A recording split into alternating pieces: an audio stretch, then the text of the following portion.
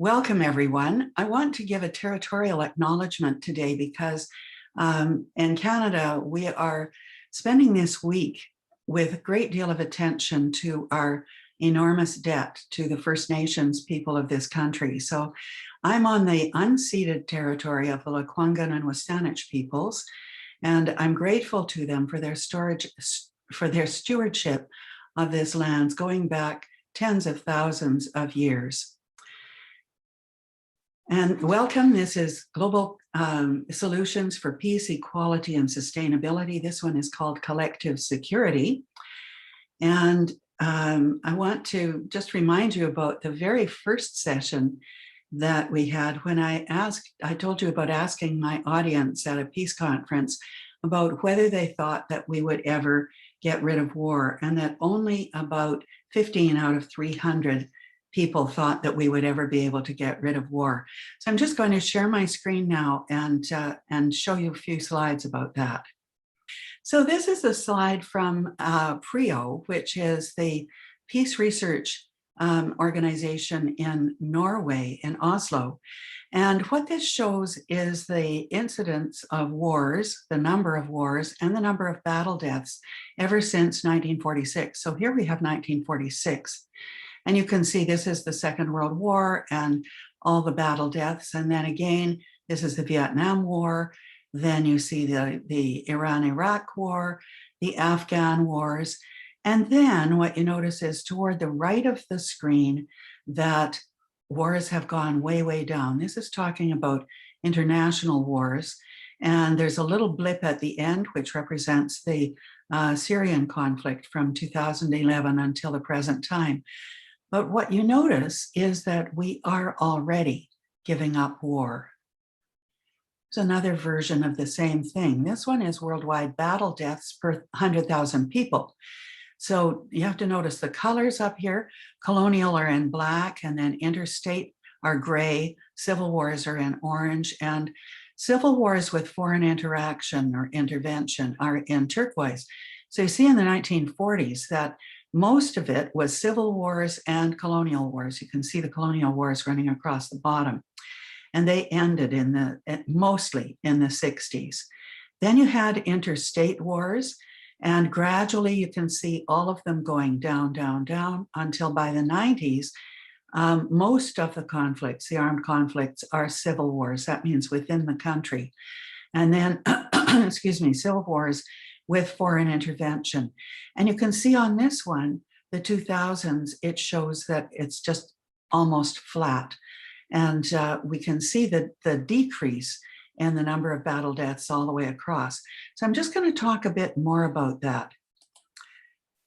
The Berlin Wall fell in 1989, and this is after the overthrow of Ferdinand Marcos by popular uprising that gave people the courage to start to topple dictators. And I think the first one we can think of is the fall of the Berlin Wall, and you can see the people dancing on top of the wall there.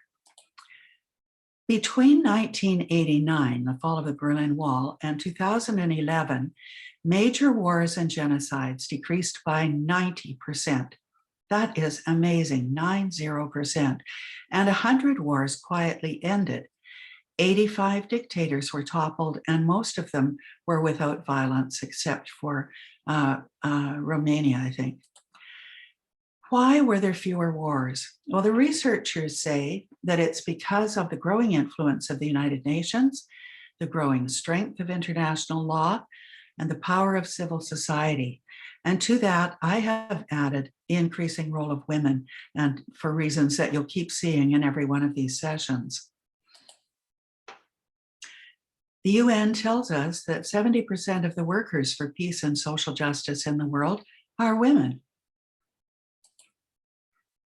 And the bad news is that the greatest polluters in the world, excuse me, the greatest emitters of greenhouse gases and the greatest consumers of petroleum are the world's militaries. And they are not required to report their emissions to the global climate change. So they won't be counted in COP26. And that is really shocking because their amounts are not trivial. They are equivalent to a country. So we need to call upon the world to say, no, the militaries are not exempt from these figures when we're working out emissions. These figures bring this into right into your face, I think. An F-16 jet, the amount of fuel that it uses per hour is twice what the average motorist uses in a year. And an F-4 Phantom fighter bomber uses 1,680 US gallons of fuel per hour. And you know that many of these aircraft are kept in the air all the time, and they are refueled by other aircraft, tanker aircraft, which use 3/4 as much in order to fill those bombers and keep them in the air. At supersonic speeds, they use 20 times the fuel consumption, and a battleship uses 2,882 US gallons of fuel per hour. So when you're watching things about exercises being held around the world, bear in mind how much fuel is being consumed by those exercises. Excuse me, this is just US military spending because they outspend all the rest of the world. That's not meant to be singling them out to criticize. All the countries need to be criticized, but the US spent or is spending $721 billion in this year, and Congress somehow has no problem in passing this budget. Since the beginning of the wars in Iraq, Afghanistan, Pakistan, and Syria, the US has spent $4.3 trillion in those wars. So then the proposal in the book is really, really interesting concept that it's time to discuss because it is so exciting, and it's not new. This has been suggested since the very First World War, and again when the UN was founded, that countries agree that they will yield their sovereignty to a single international peace force. So that would mean they would give up their own militaries except for internal issues or what they need. And other than that, they would not have a separate military, but everyone would be in a single force together. So that's a picture of the Security Council. So they propose a standing force would have to be about 800,000 trained troops. These troops would have to be trained together so that they all have the same equipment, so that they can speak the same language, and they would be volunteers coming from all over the world. The projected cost of this per year would be about $150 billion. But to put that into perspective, current world military spending is now 1.98 trillion. And this is from the Swedish Peace Research Institute. So 1.98 trillion compared to 150 billion. Steps toward collective security. Well, if you think about the European Union, I think that that's one of the things that gives us hope that nations may come to a point where they are willing to give up some of their sovereignty to having a world peace force. The European Union came into power in the 50s and gradually has increased the number of states that are part of it, but they're not going to war with each other. Like for the first time in hundreds of years, you are not seeing the European countries in battle against each other, France against Germany, against Spain, against Britain. So in that sense, coming together as a union allows the nations to say, okay, we will give up this sovereign power of battle against each other. So here are some of the other steps that have been taken toward collective security, and we talked about some of them. The International Criminal Court, which came into effect in 2002, and which was the result of civil society pressure on governments. They added the crime of aggression in 2017 so that leaders who instigate a genocide or crimes against humanity can be held personally responsible. And the Treaty on the Prohibition of Nuclear Weapons came into effect this year in 2021. It's been signed now by 54 different countries, and we hope that it will soon be signed by more and more countries. There are 193 countries in the United Nations. This treaty is establishing a new norm about nuclear weapons, which simply says these are abhorrent. Countries have to get rid of them. They should not be the thing that determines the prestige of a country. There is the proposed anti-corruption court that I will be talking about in a later session, and that turns out to be really important. In the past few weeks, I've been reading up about it, had no idea the extent of what they call grand corruption and how that is constantly undermining peace and security. And then the final step, the one that I keep drawing to your attention, is the advancement of women and civil society. These have been big changes in our world. So what are the benefits of collective security? Well, first of all, it would free up that $1.9 trillion to spend it on development. First of all, to prevent climate catastrophe would be a first priority.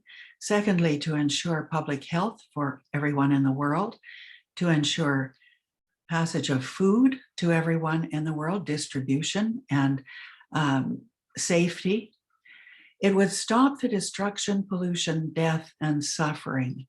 Remember that when there is a war and the buildings are all destroyed and that causes pollution, the reconstruction also causes pollution because concrete is an enormous emitter of greenhouse gases. It would reduce global warming if we stopped wars. First of all, it would end nuclear weapons. For me, that's the most important thing, is to gain control of these weapons and have them taken apart. It would increase love, goodwill, fulfillment, and mental health. I just want to take a minute to talk about mental health because we're seeing a breakdown of our mental health all over the world as a result of COVID, isolation, the restrictions of movement, loss of employment, uncertainty of the future. And all of these things are devastating to our societies. It's extremely important that when we talk about health, that we remember mental health is almost all important. If we don't address the issues of mental health that are causing a real perversion of caring for one another, if we don't address these things, we're not even going to get out of this pandemic. I want to just go back and talk a bit about the growth of the role of civil society in terms of collective security, because these things really began during the Cold War. And the organization that I belong to, International Physicians for the Prevention of Nuclear War, was a groundbreaker on this. Here we have a picture of Soviet President Mikhail Gorbachev on the right, and he is meeting Dr. Chazov on the left and Dr. Laun in the middle. Those two doctors are cardiologists who met across the enemy lines, so to speak, on either side of the Iron Curtain to raise awareness about the dangers of a nuclear war. And they met with Gorbachev. He listened to them. This is called track 2 diplomacy, meaning not the formal diplomats employed by governments, but ordinary people coming together with the so-called enemy in order to bring about peace. And this is a wonderful Chinese proverb that I have used for many years, that it's better to light one candle, excuse me, than forever curse the darkness. I feel as if I have been a witness to this over the years that I've been working in the peace movement, which is now 40 years, that the actions that you take, you feel are so tiny. And you think, oh, this isn't having any impact. But in fact, as it turns out, over the years, I've learned again and again the impact that actually occurred because of these things. And here's one that I love because it's kind of funny. In 1996, this is a photograph from 1996, of a group of people from civil society, and behind them, there are boxes and boxes containing millions of declarations of conscience. So now I'll tell you the backstory. A group in New Zealand got together and they said, you know, if under the Geneva Conventions, dum-dum bullets are against the law, surely nuclear weapons are against international law. And there was a magistrate there who said, well, probably true, but only the International Court of Justice can declare that something is against international law. And they said, well, okay, we'll get them to declare it. And everyone laughed. And they said, how would you do that? Only nation states or agencies of the United Nations can approach the International Court of Justice, not civil society people. So they said, well, that's okay. We'll work and get some countries in the United Nations to take this forward and ask the International Court to give a ruling. At the same time, WHO, which is a UN agency, was asked to approach the International Court, and they agreed. And then there was this strange little line from the Geneva Conventions, I think 1903, but I may be wrong, maybe one of the earlier meetings, where there was a diplomat named de Martens who said, you know, we're outlawing these bullets, but in the future, it's possible that people might invent even more terrible weapons. So we need a clause in here to say that in the future, weapons will be declared illegal according to the public conscience and the behavior of civilized nations. So to show the declaration of the public conscience, I think 30 million people signed these declarations, and a small sample of those were deposited with the court. And they said, it's my conscientious conclusion that nuclear weapons are abhorrent and should be banned under international law. And we call upon the International Court of Justice to render an advisory opinion. So that's the story of civil society and a little action that started over somebody's kitchen table in New Zealand. So the court gave its opinion in 96, and it said, indeed, they are against international humanitarian law. And there was a small exception, which was they couldn't rule because there's no precedent on the case that might occur if the very existence of the nation state was imperiled. So I don't know what that particularly means. But in general, nuclear weapons are against international law. And we've been talking about that now since 1996. Landmines Treaty, I won't take time to tell you the wonderful stories behind this at the moment, because I will in a later session on civil society. It was begun by civil society, this call for a landmines treaty, and it became a collaboration, particularly with the Canadian government and later with other governments like Norway and so on, that we got a ban on the treaty, a ban on landmines, pardon me. And the important thing about this one is not all countries have signed on to that treaty. The US has not signed it, but they abide by it. And that is really significant. Here's the Treaty on the Prohibition of Nuclear Weapons. This was a result of a campaign by the International Campaign for the Abolition of Nuclear Weapons, and this is the one that came into effect this year. I want to finish with Dwight Eisenhower's famous quotation. Every gun that is made, every warship launched, every rocket fired signifies in a final sense a theft from those who hunger and are not fed, those who are cold and are not clothed.